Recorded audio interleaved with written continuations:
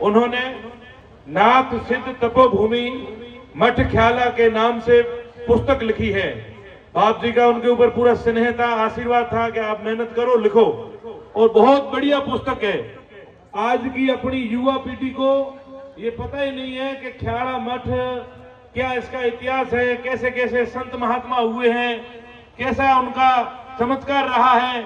उन्होंने अपने जीवन को आध्यात्मिकता और तप के बल पर जीवन जी करके इस क्षेत्र की उस समय रक्षा, और अकाल सुकाल उस समय रक्षा की जिस समय कोई मनुष्य नजदीक में नहीं दिखता था। तो तन सिंह जी काठा तार सिंह जी के सुपुत्र हैं। तन सिंह जी से मेरा निवेदन रहेगा, बाप जी आ गया है, थोड़ा उस पुस्तक के बारे में अपने को बताएंगे।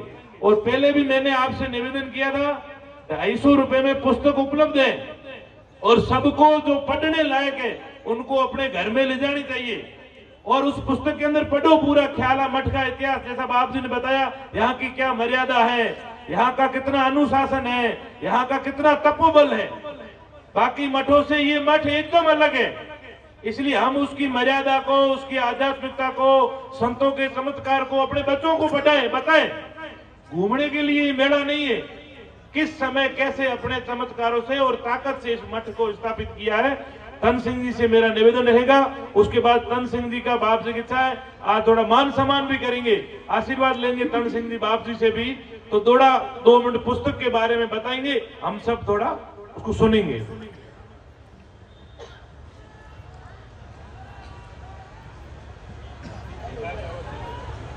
आदेश रताकोट और ख्याला मठ के नाथ सिद्धों को सादर प्रणाम।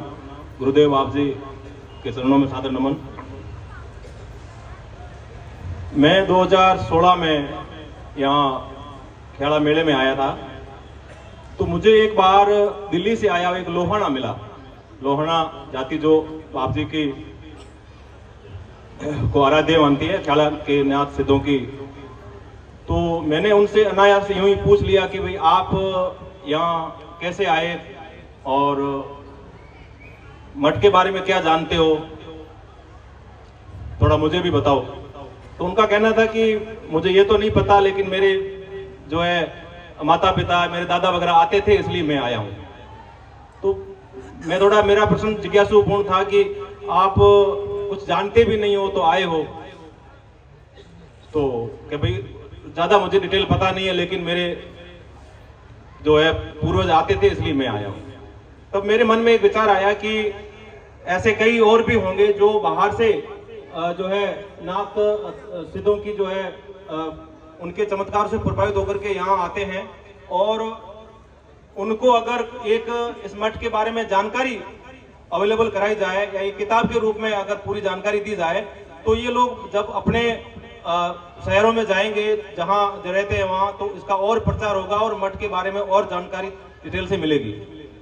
तब मेरे मन में एक उस समय मैंने एक संकल्प लिया कि मैं गुरु बाप जी से जो है आज्ञा लेकर के और मठ पर एक किताब लिखूंगा।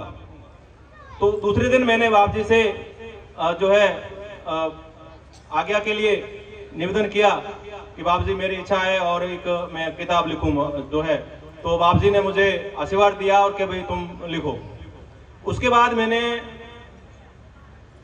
रताकोट और ख्याला मठ के नाथ सिद्धों के बारे में और उससे संबंधित जो भी मटेरियल मेरे पास अवेलेबल था, पहले से भी मेरी इसमें रुचि थी, और दूसरा जो मुझे पाकिस्तान से भी मिल सकता था तो मैंने वहां से भी मंगाया।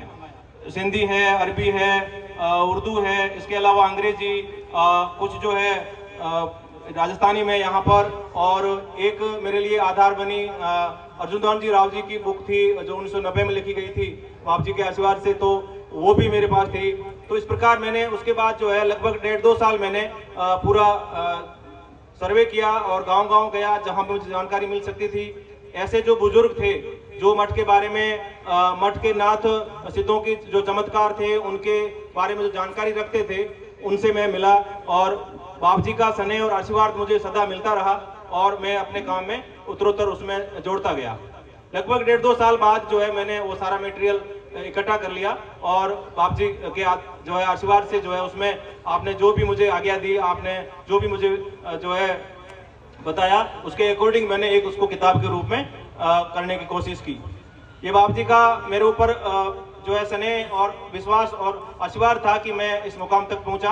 हालांकि मैंने पूरी कोशिश की ईमानदारी से कि जो है खेड़ा मठ की उत्पत्ति जो है